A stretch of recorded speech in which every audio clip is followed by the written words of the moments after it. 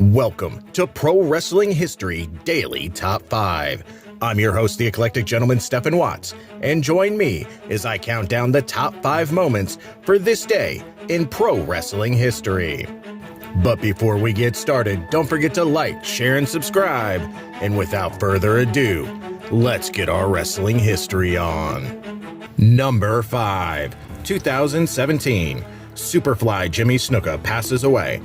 While his legacy will forever be tarnished by the Nancy Argentino case, one cannot deny how he electrified and wowed audiences in the 70s and 80s. Number 4, 2020, Rocky Johnson passes away.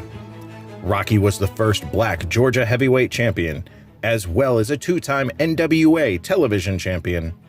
He won the World Tag Team Championships in 1983, along with his partner Tony Atlas, to become the first black champions in WWE history. Number 3, 2006, El Tejano passes away. Having quite a legendary career, starting in the early 70s to the early 2000s. He wrestled underneath masks and without, wrestling for such promotions as the UWA, WWC, World Class, WCW, CMLL, and AAA.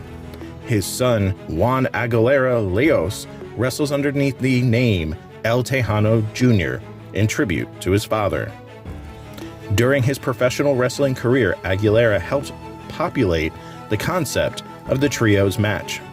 Number 2, 1930, Edward F. Gossett is born. Better known as Eddie Graham, was not only an American professional wrestler, but the booker and promoter for Championship Wrestling from Florida, as well as NWA president in the 1970s. Graham is often considered to have one of the greatest wrestling minds of all time.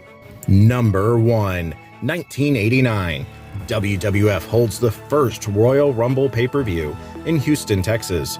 The Rumble match sees Big John Studd last eliminating Ted DiBiase to win the match.